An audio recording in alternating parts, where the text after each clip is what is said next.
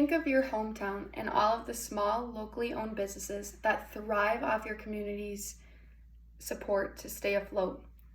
Think of the personal connections that you have with the families that own these small businesses. Now think of them with their doors locked and a sign on them saying, "Sorry, we are closed for good due to COVID."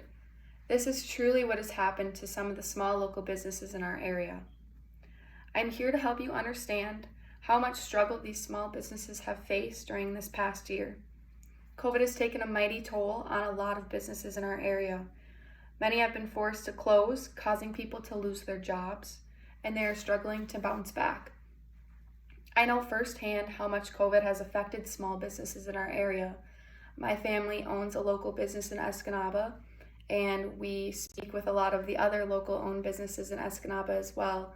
And I know how much each of them has struggled and are trying to thrive again after being closed for so long. I'll describe to you how businesses have been forced to shut down. I'll examine the changes that these businesses have had to make during the time that they reopened. I will also discuss the amount of people that have lost their jobs and what the government has offered them in place of them losing their jobs. Many businesses have been forced to shut down permanently due to not being able to financially stay afloat and move forward. There was a cafe in Houghton County that actually got their food license taken away during the first shutdown after continuing to serve food indoors when it was only takeout orders allowed. The owner stated that she couldn't afford to lose her business and limit it to only takeout. A couple of them in Escanaba, the Buck Inn hasn't been open yet since COVID first hit.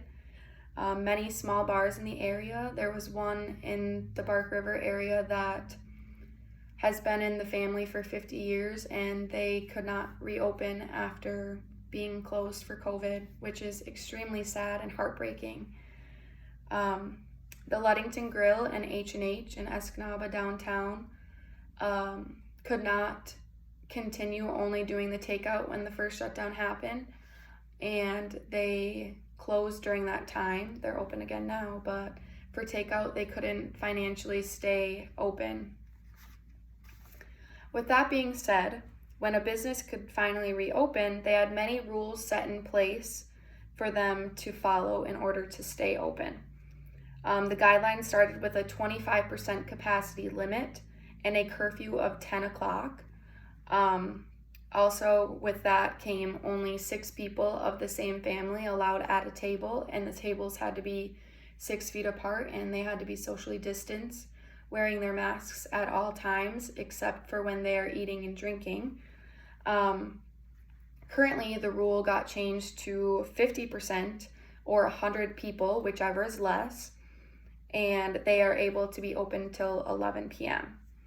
As of November 2nd, restaurants and bars are required to do contact tracing, which means that people have to leave their name and phone number at the table that they were sitting at, so that they could be contacted if someone that was at that restaurant or bar also got COVID, and the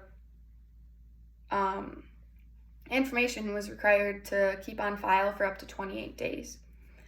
Along with businesses closing down comes with people losing their jobs. That's just how it goes. Without the business itself, there's no jobs available at that place. Many people lost their jobs. Their hours were cut in half completely or didn't even get enough hours to have it be worth it.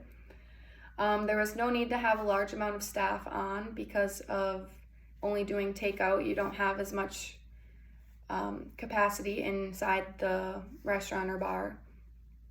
The government of Michigan gave unemployment weekly to 365,000 people, which was the Pandemic Unemployment Compensation, also known as PUC. Grants also were offered for these businesses to apply for, which was helpful to some of them, but some of them weren't able to even receive the grants because the waiting list was so long. Grants for the workers, such as server grants, were also put in place. Personally, I got one after not being able to have my full amount of hours in, and that being my only job, and I wasn't getting unemployment. These uncertain times have caused a various amount of difficulty to numerous amounts of people during this time. We don't want to see our local small businesses fail or have to close their doors. It's even worse that there are friends and family members that are losing their livelihoods during this time, which made for a really sad and heartbreaking experience for these people.